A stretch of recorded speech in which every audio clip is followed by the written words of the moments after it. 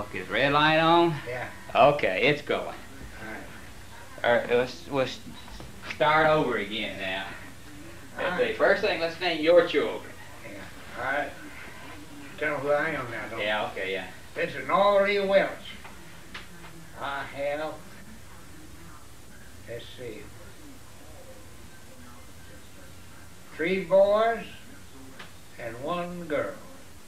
Okay, start off naming them. My oldest son's name is John Thomas Welch. His children. His children is Pat Welch, Tommy Welch, and his daughters is Ann and Patricia. Now my other boy's name is Robert Edward Welch, and his children is Alan and Susie. And my daughter is Louise Turner. Okay, tell me about your deceased son. And I have another son, yeah, it's John Thomas Welch. No, James Ronald. James Ronald, I done said Thomas. James Ronald. He deceased in 1938. He was born in 1932 and died in I think it was 71, I believe, or I 73. believe he died in 1971. He was an electronics engineer. He worked for RCA and put that first dew line across in Alaska. And his daughter, His daughter she's his granddaughter. was my granddaughter, was Dawn Elizabeth Welch, and she was an attorney. Now my next son, I don't know, went over that, don't know, I didn't. My next son was Robert Edward. Yeah, you already got that. On this tape? Yeah. All right, now where to go? Okay, let's go back and talk about your daddy and mother. And let's start over and give the story about the courtship. Oh, yeah, all right. My daddy was 26 years old, and he married Lee Welch. She was 16. And I want to tell you something now about the courtship. He was always a big church worker. He went to all the Baptist reunions, gathered on the grounds, taking a big role in all his church work. So he was one of these down on the grounds, and he had a L-shaped table. And he was one end of the table, and he said, John, that was a good hunting friend. Also on the other end, he said, you see that black-headed girl on the other end of the table up there? I said, yeah. He said, I'm going to marry that girl. And John says, Tom, what's her name? He said, I don't know what her name is. I said, I'm going to marry her. I said, Tom, you crazy. You don't know what you're talking about. I said, all right, you wait and see. So about 3 weeks after that,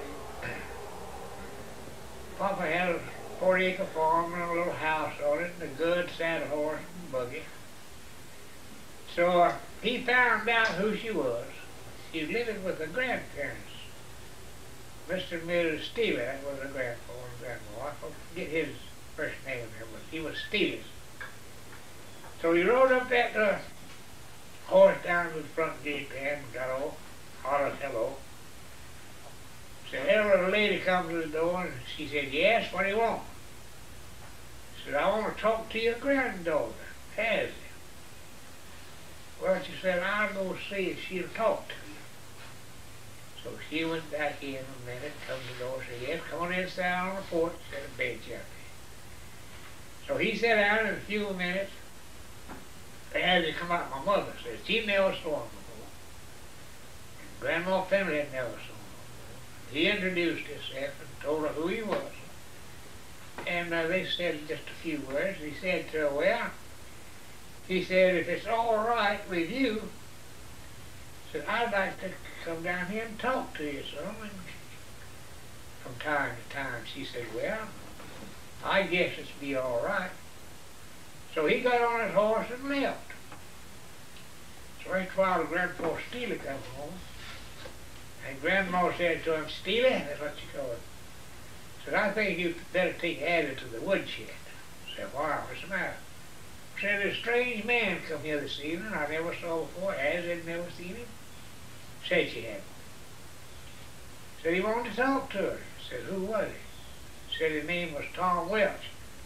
And Grandpa Steele said, oh, yes. He said, I know that man. He said, he's a good, upright Christian. He said, he is one of the outstanding men in this whole community.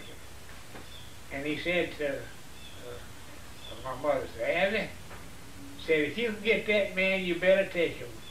Because he is far and far between a man like that in this community. So in 2 weeks, he come back.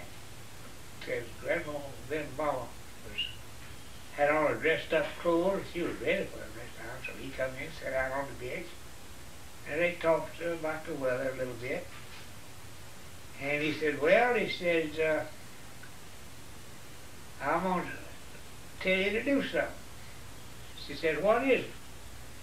So you look at the very first chapter of Matthew, and it's 25th and 26th verse. And if you could comply with that, then I'll be back in 2 weeks for your answer. She said, all right. So he got on his horse and left. And Mama said, oh, she just couldn't wait. So she run to the house and grabbed the Bible, and read it and said, does leave your father and mother and cling to your husband.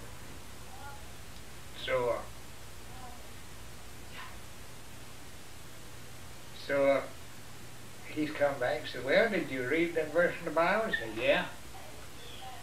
He says, well, what do you think? Can you comply with it? She says, yes, I think I can. He said, all right. Said, in 2 weeks from now, said, I'll come back by here. And I want you to make out a list of everything you need to keep house with. And said, I'm going into town. It's about 6 or 8 miles to town. So, I'll pick it all up for you. She said, all right. And I tell you what I want some velvet, green velvet to make me a dress. He said, all right, I'll get that for you too. So he come back by and he had the list. And my older sister had that list for years and years and years, and I don't know what ever become of it. But anyhow, you ought to see the things she had already. 2 right sheets of paper for her. So it come to $123. Pop said he liked them. He never got it on that big wagon.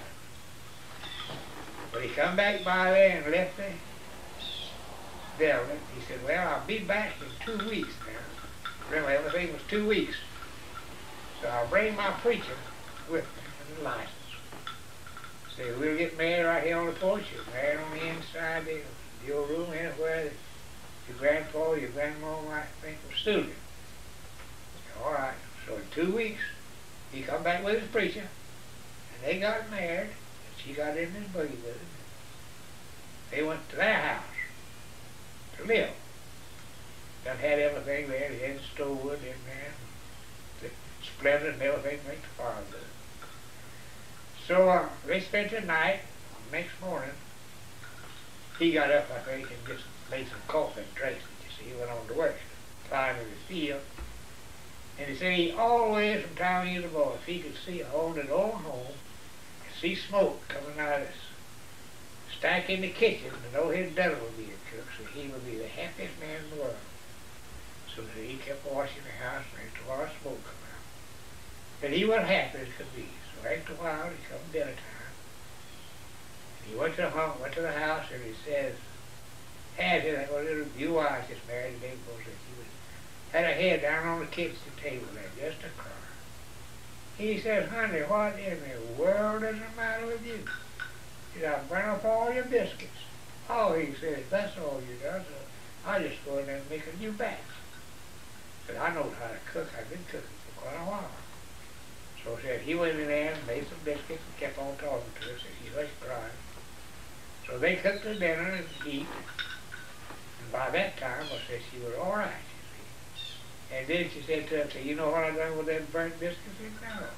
So I crawled under the middle of the house and dug a hole and buried them biscuits. Oh, gee. And that's all. Well, Hey, what do you remember about your daddy? Do you remember where he came from before he went to Escambia County, Alabama? Or you he come from Marengo County. That was still in Alabama. What was the name of the county? Marengo. Marengo. Marengo. I don't know where it's at. But it's up there somewhere.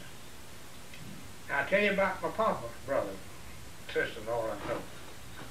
Well, now, I do know about Grandma Welch, because she come to live with us one time.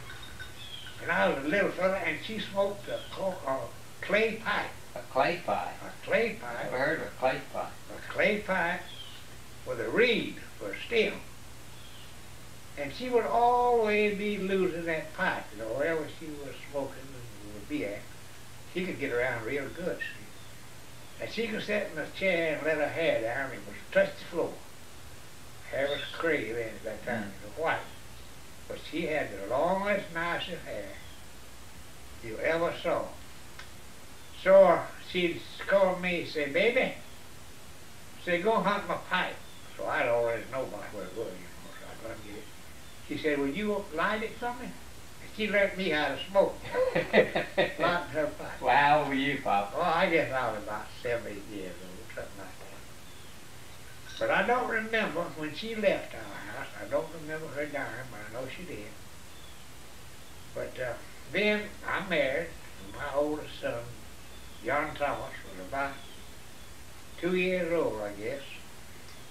And Papa said to me, I went back up there just about every Sunday, had a little old Model T, and he said, son, he said, when your vacation comes up, well, you can get off for 3 or 4 days.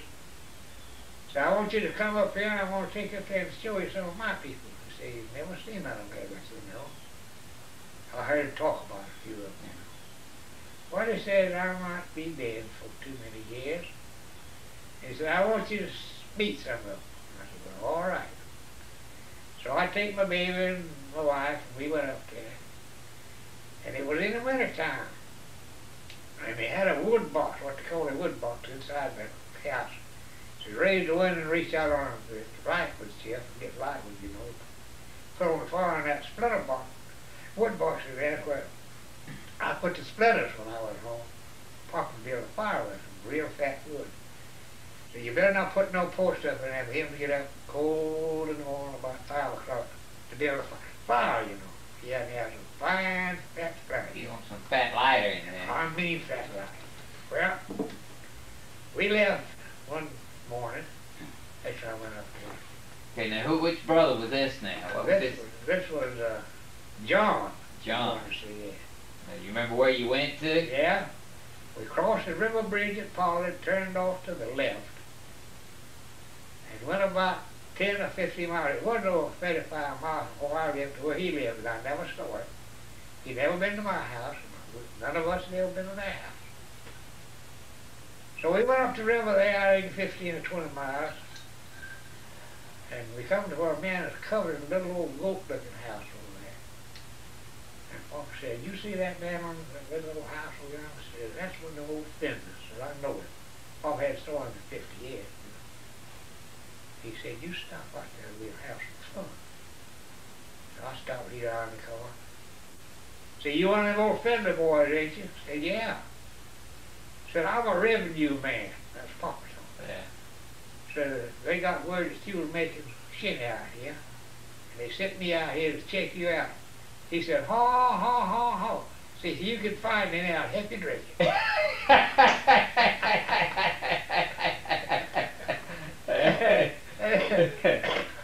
Papa did this. Said, you don't know what I got to do. No, I've never seen you before. He said, I'm Tom Welch. And I don't believe it. Yeah, I am. Said, I got a brother named John that lived on up the road here somewhere. He said, are you John's brother showing up? I said, yeah. I said, what's his wife name? He said, sailor. Say, you must be him. And they had the biggest time. I talked to them laughing, you know, and after a while we got in the car. Went on up to John's house. Well, we got there just before sundown. So we went in, and his wife named Sarah. They lived in a wood house, a log house. And the kitchen was back away from the main house. It had a walkway from the big house to the kitchen. And the pump was in between the on the walkway there, where you went out there and pumped your water, you know, in the kitchen or in the bathroom, in the house. So we went in. She didn't know what Papa was in the morning. Said, Sarah, you know me? No, I don't know you. Who are you? Said, I'm Tom Welch. I don't believe you're Tom Welch. Said, what is your wife's name if you're Tom Welch? Says, Ashley. Said, yeah. You must be him then.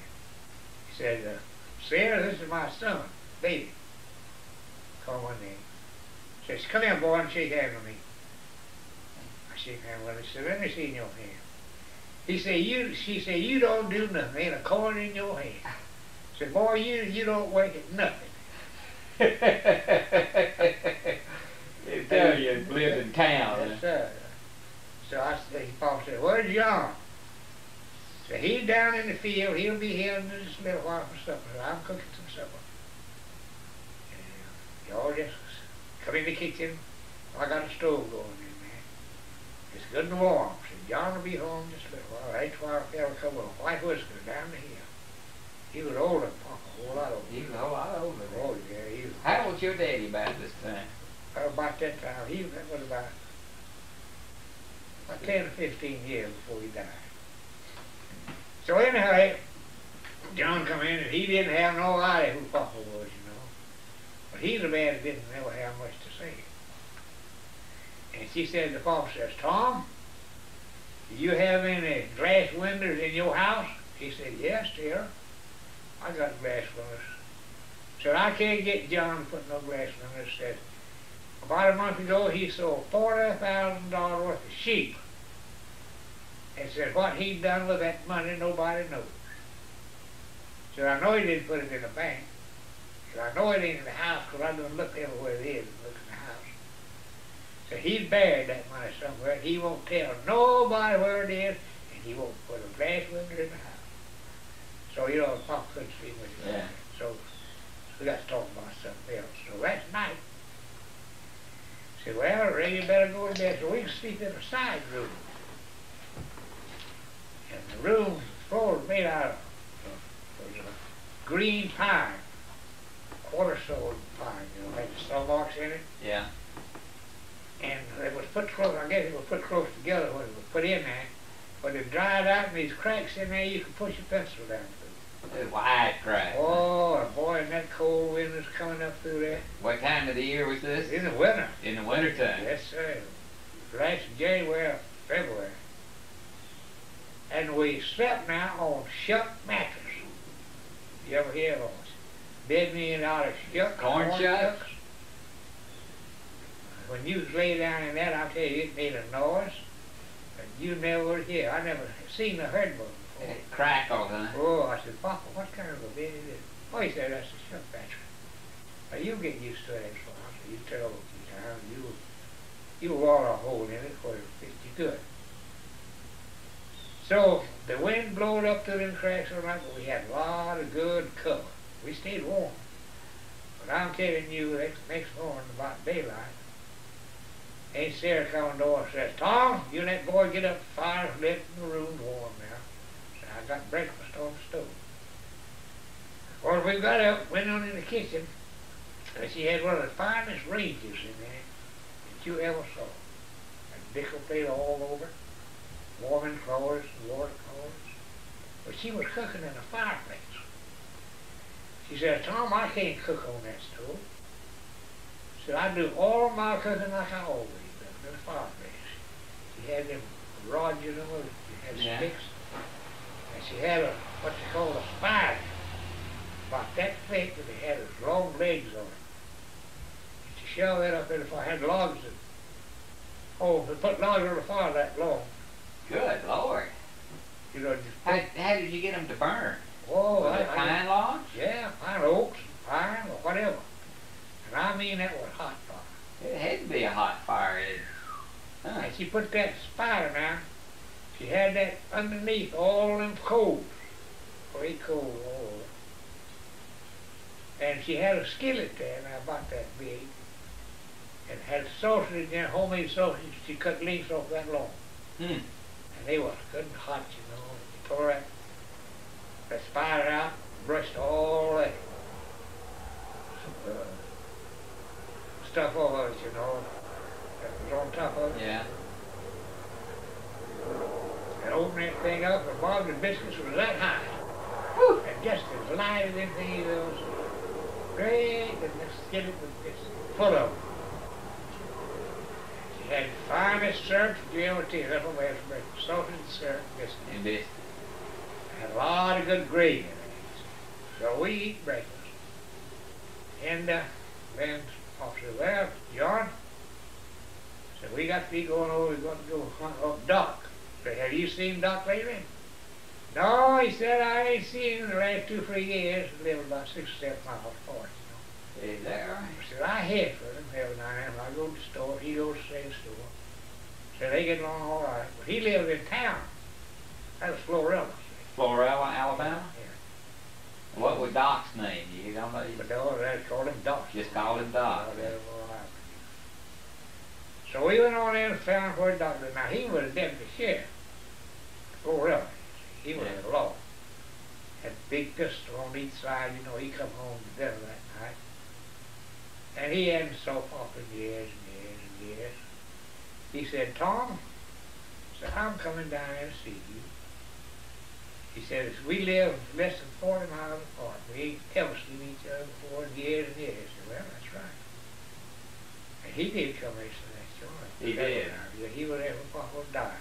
Bad. Well, anyway, we went to bed. They had a good bed, good house and all, good kitchen, and they had town eating, you know, light bread and biscuit and syrup, bacon, you know, and a little short sausage.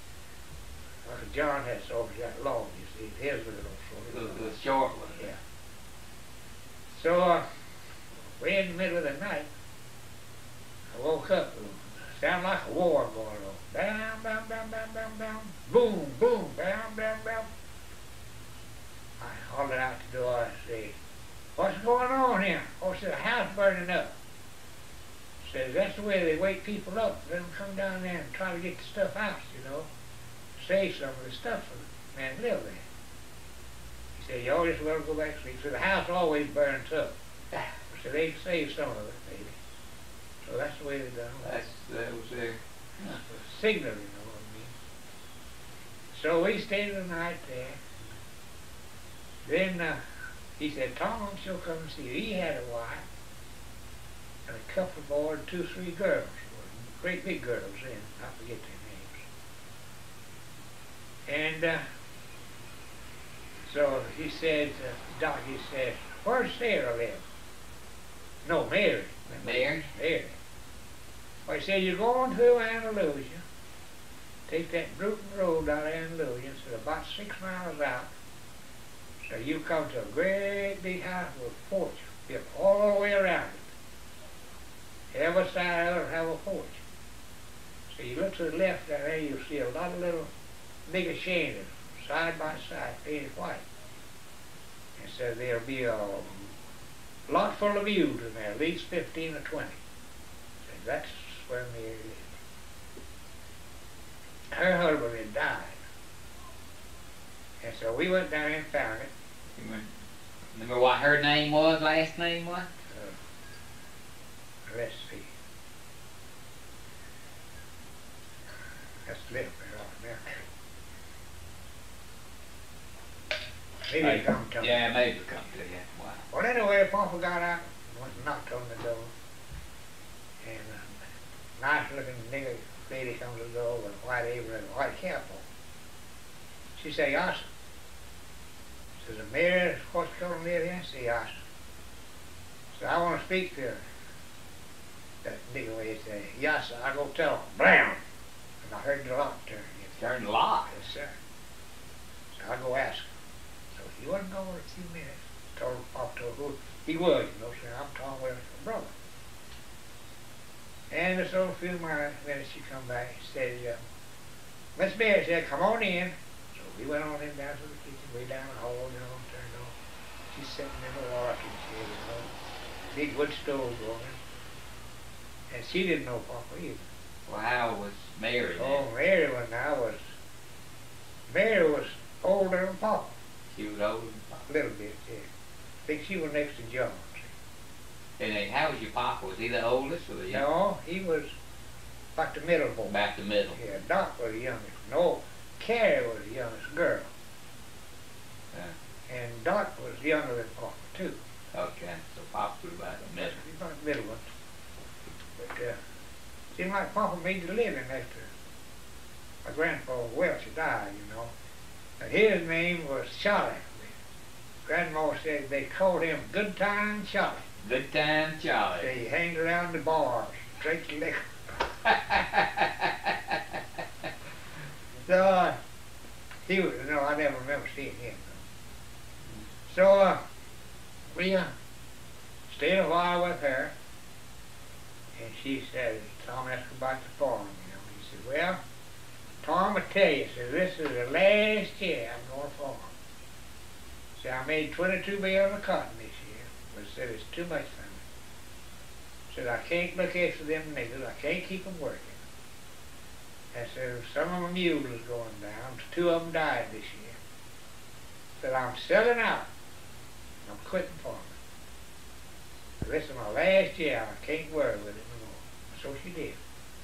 But she got where she come to see us about every year then. After that for several years. But she was pretty well off. I wish I could think of her name. Yeah. But she married a bachelor, had 2 boys.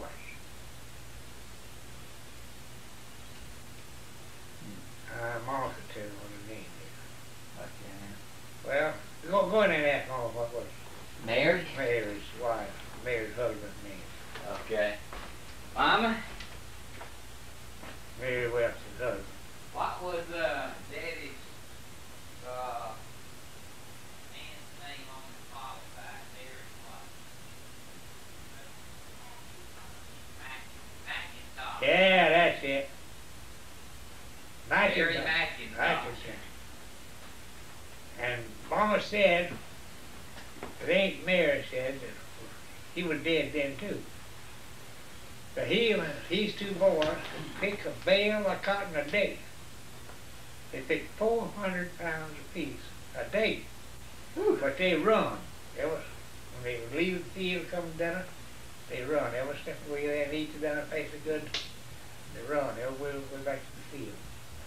And they picked that cotton like house upon. Mm. They picked a bale a day. A lot of cotton, isn't it? Sir, 400 pounds apiece, you know. 500 pounds is a bale. And they picked 600 pounds. He picked 400 just like they did. So that's 600 pounds of cotton, but they only take 500 pounds to make a bale. So they made the cotton, but he worked himself to death. They were, what about the other? You visit any more of them on that trip? No, that's all it is. We left that in and come on back to Florence. But they're going on the way up. I tell you, I left this out, I got a little ahead of myself. No, that wasn't on this trip. That was another trip. I went to Muscle Shoals, take Papa with me to Muscle Shoals. Me and Bob Pitts was in the battery business. So Muscle Shoals were making battery plates up there, you see, and manufacturing batteries. So we got in contact, we wrote to them, and they wrote to us a letter and showed pictures of all the stuff they had. And we could make a battery for $6 or something, and make about $3.50 profit. So me and Bob Pitts, I tried to get him to go, and said, no, said, you can talk better than I can, remember better too. So you take company money and go up there and see how you like it. You can, we'll buy the equipment and buy us $400 or $500 worth of material and ship it back. All right. So I went home. Up Paula's, yeah, up to Florence, you see. I went down and spent the night with Paula. I told her what I wanted. Yeah, he's ready to go. Now, you know, he wouldn't ride in the car with nobody with me. Is that right? No, sir. No, he's scared to. He didn't trust him, huh? So we got up and left early the next morning. Well, it wasn't too early, but it taken us all day to get to Montgomery. It rained on us all day long. And we went to Montgomery. It was late in the evening. So we went to the biggest hotel. We didn't know it was the biggest hotel in Montgomery, but, you know, it was the closest one we found. You had to drive underneath the hotel, you know, and feed your car. Well, we went and got us a room. And we eat down the road before we got there. I don't know what we did now. We stopped at some restaurant. But the next morning, we got up and ate breakfast in the dining room of the hotel. You know, we was first class. So Papa had always, he had to have his coffee. But he never put sugar in it, he never put cream in it. We got bacon and eggs and toast. And Papa asked one of the boys, said, "You all have any biscuits?" Because I ain't used to this toast. He said, "Yeah, we got some biscuits and bag of 2." So we went back to the kitchen and brought him 2 biscuits. So he put sugar and he put cream in his coffee. I said, "Papa, what in the world has happened?" I said, "I never saw you put sugar and cream in your coffee in my life." And he said, "Well, son, you got the paper out. It's well to get it." And I said, all this time, all I did was sugar and cream. He had to pay for it. He might want to take advantage and get it. Well, we went on to Russell Shoals Yeah. and spent the night there. We went the next morning, went down to the factory. I liked what I saw. So I spent $600 worth of plates, forms to build batteries, cases, separators. I had them shipped. So we went in the battery. We made some money for it too. Y'all did all right. Yeah, we did all right, yeah. And they was went out of business. But we made some money anyway. Yes, sir. And coming on back now, let me tell you this. We got in behind a car. It was a touring car. A Model T touring car with the top down. What do you see? Make sure that lights are blinking up there. But That's all right? yeah. Well, before they got into town, they outrun us, you know, on down the road. And the people on the back seat, one of them got up there, and he pulled his pair of overalls, coveralls on. And there was convicts. He had the stripes around his legs, you know, all over. And the time we got on down there he was standing up in the back of that car preaching. He had his Bible out. And while he was preaching, there was 2 of them out with their hats taking up collection. And boy, I mean, he hollered and he preached like you would have thought he was really somebody. Well, Papa said, hold on here, hold up here, let's see what it says. So about that time, he got through preaching, you know, they'd done burst the crowd out, but the other drowned there. So he hopped in that car and he pulled his overalls off, you know, put his suit back on there, you see. Boy, they let her rag. So time we got to the next town, he was done down there and had his stripes on, and he was preaching, had that Bible up, you know, and he was really laying it off to them. The devil's going to get you. You don't do so and so. The devil's going to get you. You're going to hell. Going to hell if you don't do so and so. So the man was taking up collection, you know. Well, there wasn't too many people in the middle of town, you know, I think 100 gathered around. Yeah. Maybe they got $4 or $5, I don't know. But anyway, he hopped in that car and they'd go again. Boss said, "Did you ever see anybody beat that?" And we followed them for miles and miles and miles. You know, sometimes we get to town, we'd slow down, you know, and get up close enough where we could hear him and see him. But he preached, I mean, he laid it off to them, and they would have that hat going, you know, round and around, getting them quarters and dimes, whatever. Whatever they could get. Yeah. And he'd get in the car, you know, and he'd pull them off, and he'd have his other clothes on. Well, he ever got them convicts overalls, I don't know, but he had it. Yeah, we had some fun on that trip. But going on in, man, now let me tell you about this. I had a Model T, 26 Model T Ford.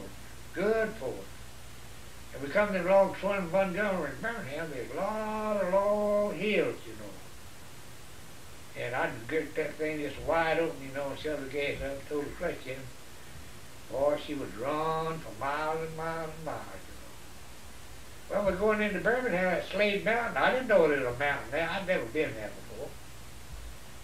So we started down that mountain, and I paraded down, you know, and got her going, shut up, put my clutch in. She took off. It's while he got his face. I want to go, you know. I must ease down on the brake. That didn't phase. So I shut down on the brake, and then I heard that, you know, it had them bands with Martin. Yeah. I smelled them bands coming. I said, uh-oh. So I went back up and reversed in low gear. Well, foot just eased it down a little bit, both of them at the same time, you see. And I eventually slowed her down enough so I had it under control. But if that thing had got away from me, you would have never had a daddy. No grandpa either. If we went off that Slade Mountain, we'd have been gone. That's like to scare me to death. Papa never did know a thing. He never did know a thing about it. He didn't know how fast it was going. He didn't know. He didn't smell that band burn out. And the first time I come to a service station down there, I stopped and had some new bands put in, see. But I tell you, I was careful about the next one I come to. But I don't know if that mountain, have you ever been to Birmingham through that way? One time. There's some big steep hills, and that's a mountain, baby. They call that a hill. Slade Mountain. Slade Mountain. I don't remember. I know they got Iron Mountain there. Well, that's it. That's the same one. Yeah, that same one? Yeah. And they had the steel man sitting over there. I'm sure that was the one I saw. Yeah. You don't remember steel? Some company made a big steel band. Or I forget what it was, on a mountain. And you could see it for miles and miles. You had it lighted up at night, so advertising something. And he looked, I saw it from, how in the world did they make that thing, you reckon? Oh, we had some fun. Yeah, let's tell about your brothers and sisters now. All right. We got to start off with the oldest one, Ola. Yeah. Ola, she married a London, Thomas London. And she moved from home. They married in the front room of my mother's house, Daddy's. And I remember him, he worked in Bruton up there then at that time. He'd ride number 5 train from Bruton to Pollard to get off and walk down the railroad. And I was a little fellow running around the yard, and he'd come through the field. And they said that was Thomas London, you know, coming. And I hollered, say, "Order, you come Tom Luck." They tell me I said that. Well, he come several times, and they got engaged, you know. I think Ola was 15. And he went and got to preaching, you know. Oh, they had a lot of people singing, you know. They got married in the front room. Well, he took her on off, and he had some homestead in Central Road County, way out from Bruton. And he went to work for his brother after that. But a homestead is something. You can homestead 40 acres. So you could homestead at that time. But you had to build your little cabin on it. And improve it. Well, how long did you have to live there? Lived there 5 years. 5 years. 5 years. Then it was yours. Well, that's where Velma, no, Ruth, is one died up there, was born. And it was 5 miles from where that little cabin was, to the nearest house. Now he'd go off and leave over there, right in the middle of them pines, trees, round trees that big around. Never been chipped, never been cut or nothing. The virgin timber. Virgin timber, yeah. And he come to Bruton, he would camp out one day going to Bruton, and the next morning he'd get up and go to Bruton and load his wagon. And then he'd come back to where he spent the night before, you know, and camp again, and then going to his brother. His brother had a big store over there. And they were London brothers. Thomas was partners in there with him one time. They named it London brothers. Thomas, he decided he sold out. got his $300-400. And then after that, they sold the homestead and moved down to the tin house, what they call the tin house. He built a tin house and a little store down there. But he couldn't stand the store. He would lock that store up, and give it over to the kid. He'd be going out through them pine trees, walking. He'd walk miles and miles to the next man's house just to talk. Just to talk. Well, I remember Uncle Tommy. He was a talker. Oh. Yeah. So they stayed there till he went broke, you see, and then they sold that, and then he homesteaded again. Homesteaded the second time? Yeah, he could homestead it. Wasn't nothing but round timber over there then, He homesteaded again over 40 acres. Well, he built another little cabin on there, It was pretty good shape by then. He done sold out time or two, and he had several $100 saved. So they fared pretty good. So he's lived on that, and then he's got him a job with a Munson Lumber Company. They come to Munson up there and put a big mill up, you see. And they said, well, you've been keeping the store? Oh, yeah, I know all about the store business. He said, how would you like to run a commissary for something in the woods? Oh, he liked that, So he sold his homestead again and went what they call the Pine Level. Pine Level. Where's Pine Level located? Well, that was about, you know what Munson Level was? I heard of Munson. Well, it was about 9 miles above Munson. Railroads run through there, out to the log mill and back.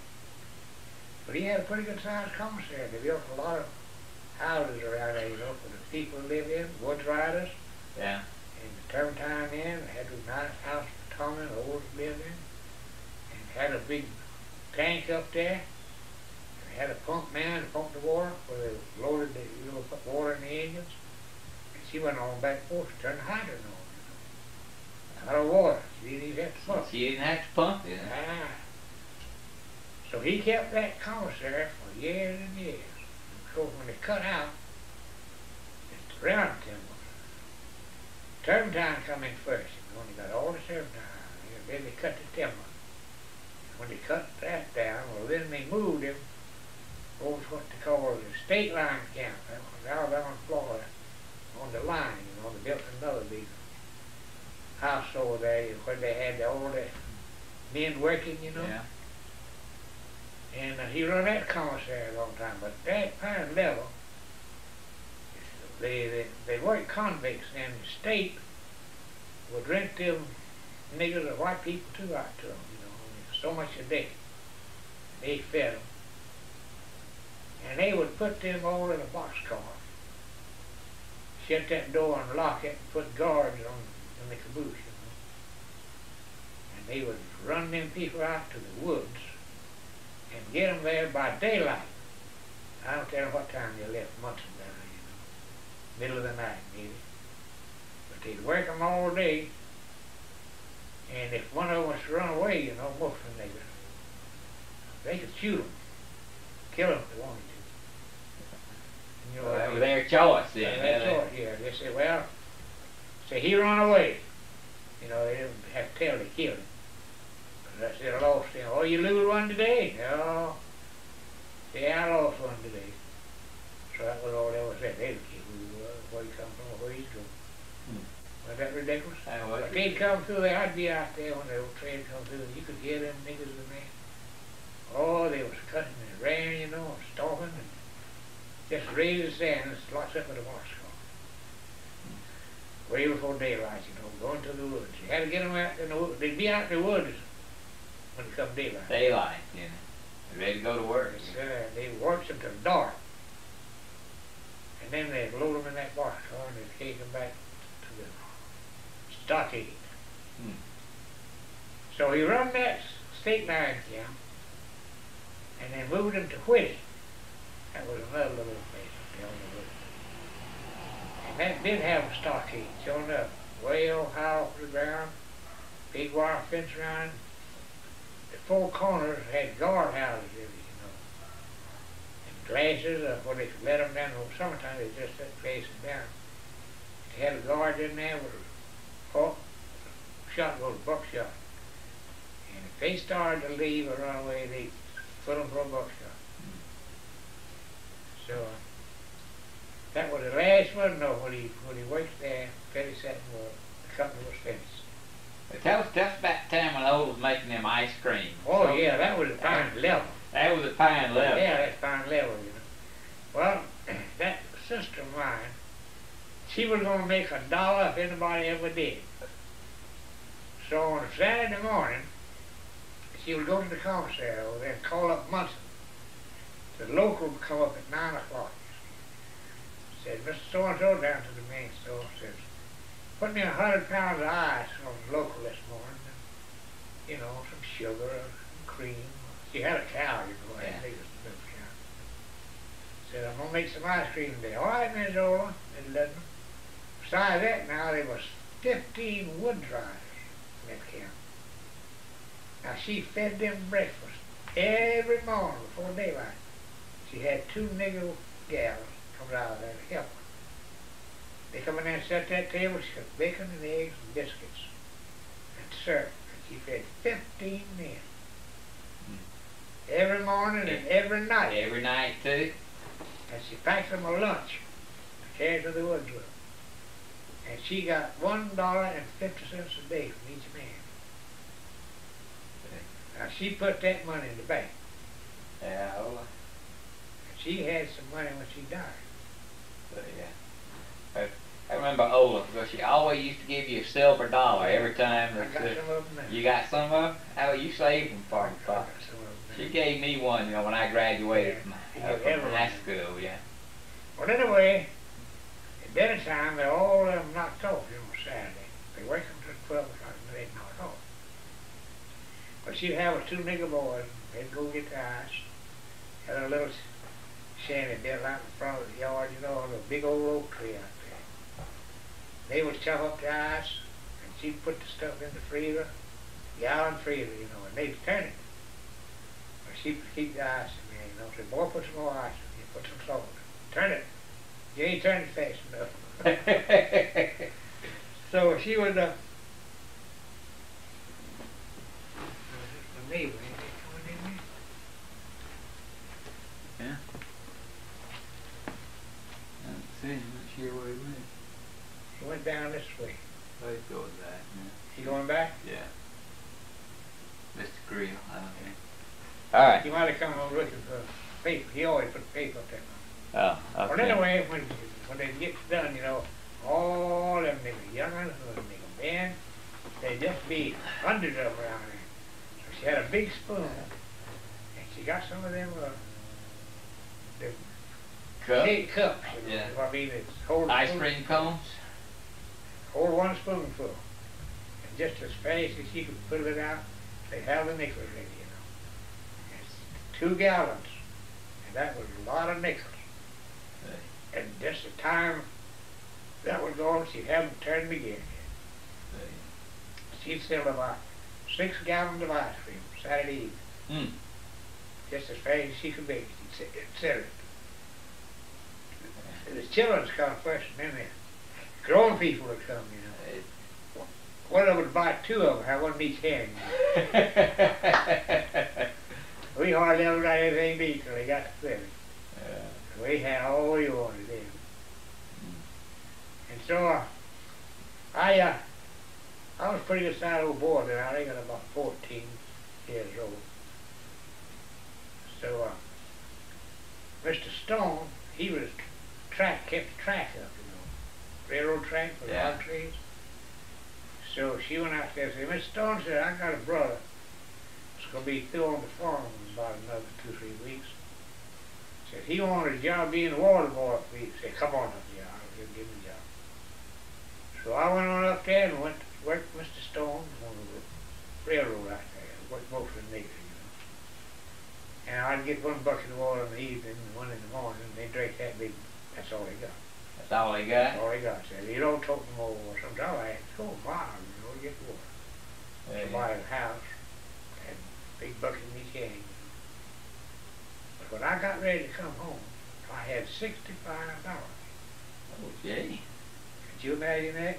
And I had on thick underwear, and she took that and sewed it up in a little thing about like that. And then she pinned it to my underwear. I mean on the inside. On the inside Yes, of sir. it. I could sure get home with my money, and I did. Yeah. $65. Then I got a job working off and come home.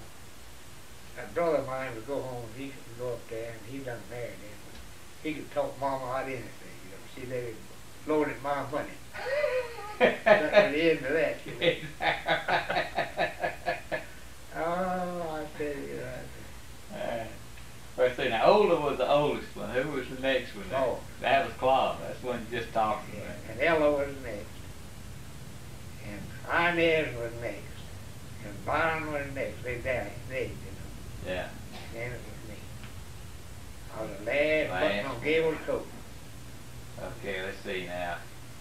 Ola is dead. Yeah. And I I was guess dead. Claude's dead. Yeah. I'm the only one Ella left. Dead. dead. And I'm the only one left. Oh, I know what he's doing. He took my black boy around the house. Oh, is that what he did? That's what he did. Was that out on the street? Huh? Was that out on the street? Yeah, I don't know. Well, Papa, you tired of talking? You want to rest a while now? No, I ain't tired. I think something else to talk about. I ain't see now if I know another. Okay. Well, let me see. Yeah, I know. It's blinking now. Okay, the light's on. All right, we're ready to go. Ready to go now? Okay. Well, I want to tell you about my great-grandpa Welch. But he was in Ireland and a boy. You know, he was, as I told you before, he was known as Good Time Charlie. So, he fell in love with a girl over there. Her people was pretty well off, it seems. And they didn't want her talking to Good Time Charlie. So, they forbid her to see him. Well, you know, that's the wrong thing for parents to do, is forbid the children to do something. That's what they're certainly going to do. So she got in touch with him somehow or another and told him. And he suggested, say, all right. So we'll run away and go to America. Nobody had never heard about the heart of America then. So it seemed as he hung around the waterfront down there a whole lot and knew something about them boats and when they left, leave, and so on. So this girl, she'll put on some boy's pants and a shirt and a cap, and she met him down there at the wharf, docks. So he come night and he slipped aboard a ship that was leaving that same night for America.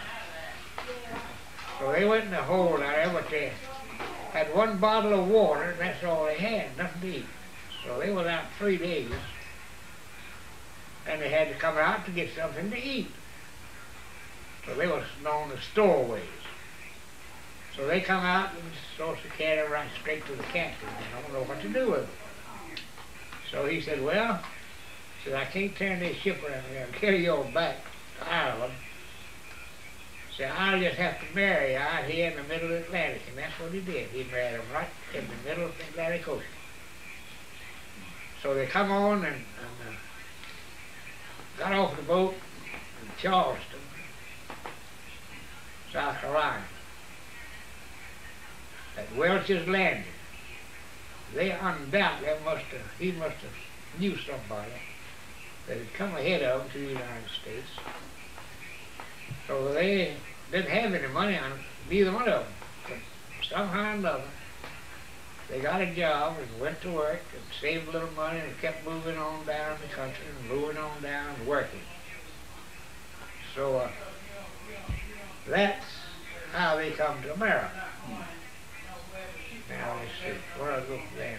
Okay, well, one of the things we left out, Papa, in the children was, especially Louise with all her children. So Yeah. you need So go back and get them now. to go back and get Louise.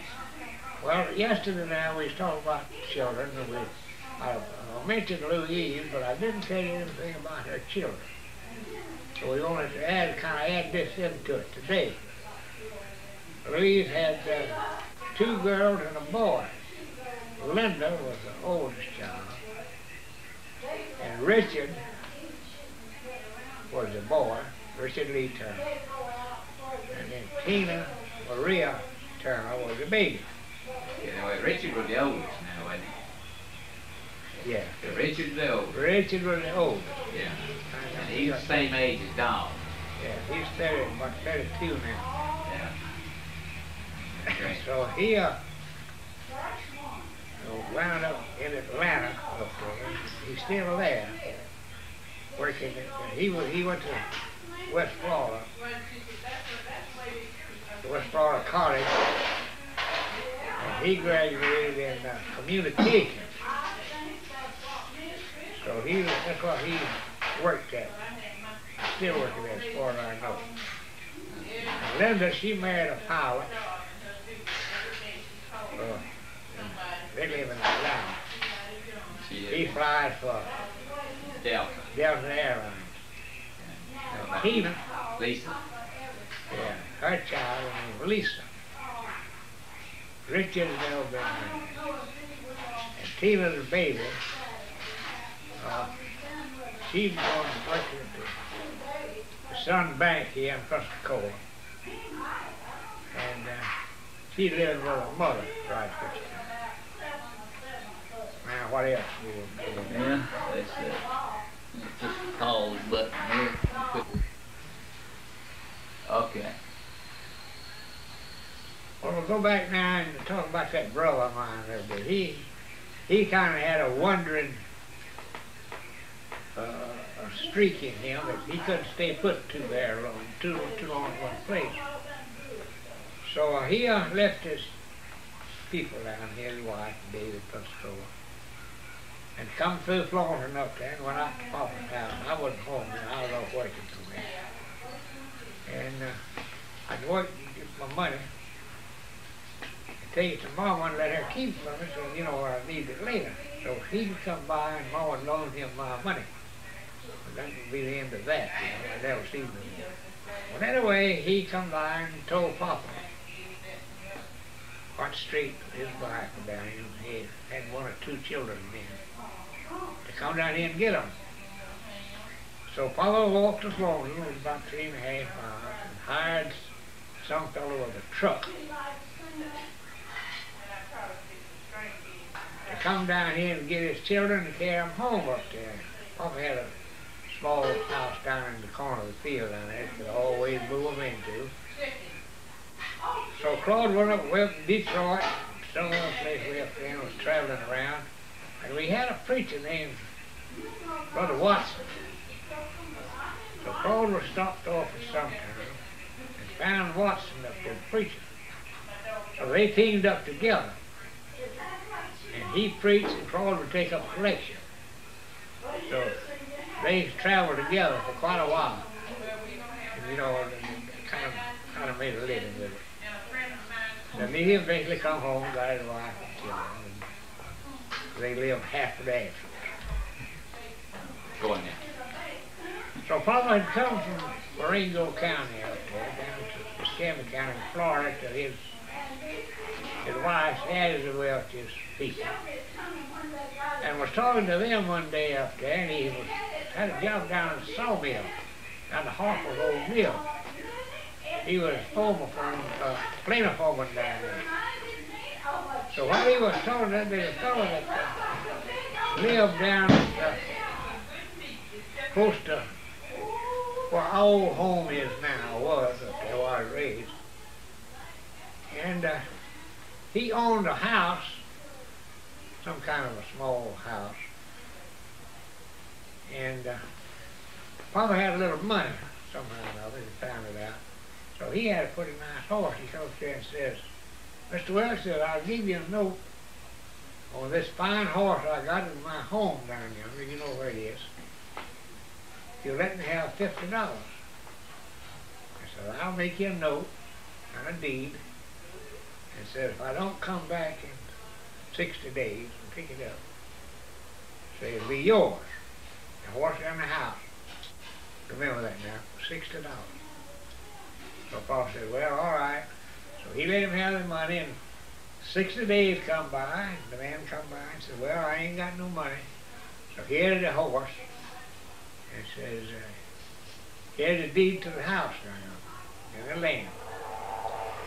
Pa said, well, I ain't got no need for a horse. I said, I'm going to take the horse. So I will take the house and the land now. He said, all right. So he signed it over to him and got on his horse and left. And that's the way Papa got the house down there. So he moved. Wait, next year. Yeah, okay.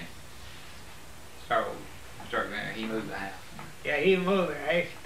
After that, where the house was down there, seemed like Papa moved in it, but he didn't like the location. He didn't have some good water down there. So he owned the land on up about a quarter and a half, kind of north of where his house was down there. So he went down there and had a pump put down, and he got some good water. So he went and got him a man with some oxen, and he cut some poles and skid that house about a quarter and a half. You talking about quarter of a mile? Yeah, a quarter of a mile and a half of another quarter. Put the house up there where it was, where it is since today. So that's where that house there was where I was born and raised.